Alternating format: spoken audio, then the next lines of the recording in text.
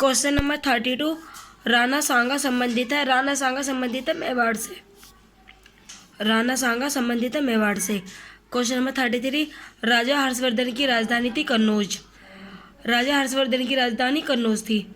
Question number 34 Ellora के कैलाश मंदिर का निर्माण कराया गया था राष्ट्रकूटों द्वारा। राष्ट्रकूटों द्वारा कैलाश मंदिर का निर्माण कराया गया था।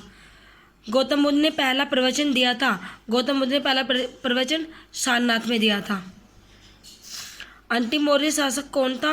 बृहद्रथ। अंतिम मौर्य शासक था बृहद्रथ। क्वेश्चन नंबर 37 प्राचीन रोम कब गणतंत्र हुआ? 6वीं सदी ईस्वी पूर्व। 6वीं सदी ईस्वी पूर्व प्राचीन रोम गणतंत्र हुआ। क्वेश्चन नंबर 38 सिंधु घाटी सभ्यता की लिपि है अवांछनीय। सिंधु घाटी सभ्यता की लिपि अवांछनीय है। क्वेश्चन नंबर 39 हड़प्पा के लोग प्रयोग करना नहीं जानते थे लोहे का।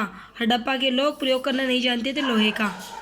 क्वेश्चन नंबर 40 शक काल की शुरुआत कनिष्क ने की थी 78 ईस्वी में। शक काल की शुरुआत कनिष्क ने की थी 78 ईस्वी में। क्वेश्चन नंबर 41 भारत के प्रथम ब्रिटिश गवर्नर जनरल कौन थे? हेस्टिंग्स।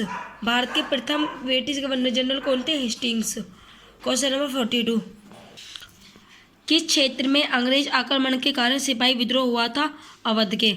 अवध के कारण अंग्रेज आक्रमण के कारण सिपाही विद्रोह हुआ था अवध के। क्वेश्चन नंबर 43 स्वतंत्र होने पर भारत एक रियासत बन गया। रियासत का दर्जा किस वर्ष खत्म हुआ? वर्ष 1950 में। स्वतंत्र होने पर भारत एक रियासत बन गया। रियासत का दर्जा कब खत्म हुआ? वर्ष 1950 में। क्वेश्चन नंबर 44 स्वतंत्र भारत के अंतिम गवर्नर जनरल कौन थे? श्री रामगोपालचारी। श्री रामगोपालचारी स्वतंत्र भारत के अंतिम गवर्नर जनरल थे।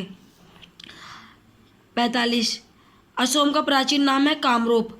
असोम का प्राचीन नाम कामरूप है। दिलवाड़ा मंदिर उदाहरण है जैन स्थापत्य का। दिलवाड़ा मंदिर उदाहरण है जैन स्थापत्य का।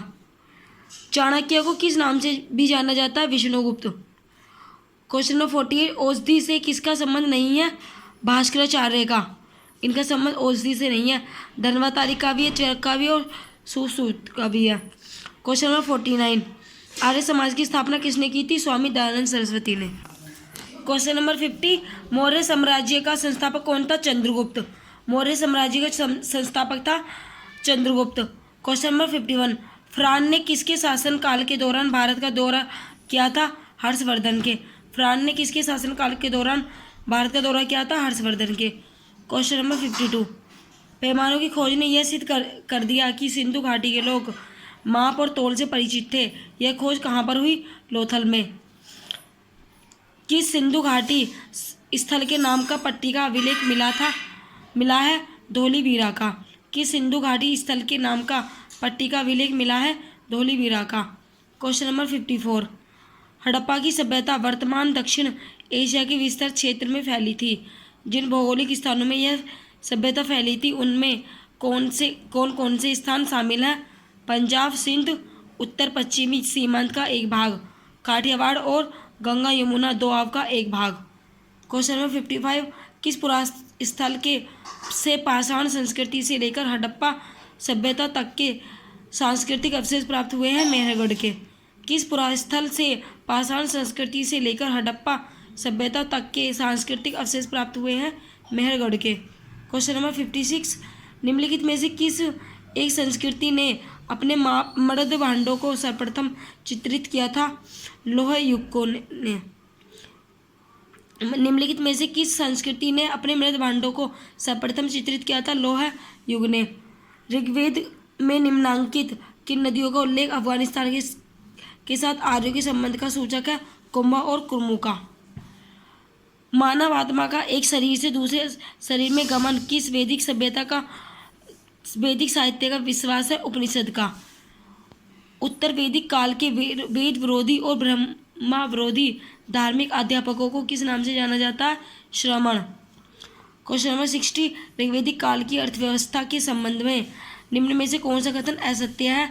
व्यवसाय करने वालों को सामाजिक प्रतिष्ठा नहीं प्राप्ति, यह सत्य है। क्वेश्चन नंबर 61 दक्षिण भारत में जैन धर्म ले जाने का श्रेय निम्नलिखित में से किसे दिया जाता है? भद्रबाहु को। क्वेश्चन नंबर 62, निम्नांकित कथनों पर विचार करें एवं चैत्य व विहार में क्या अंतर है, इसे चुने। चैत्य पूजा स्थल होता है जबकि विहार निवास स्थल है। चैत्य पूजा स्थल होता है जबकि विहार निवास स्थल है।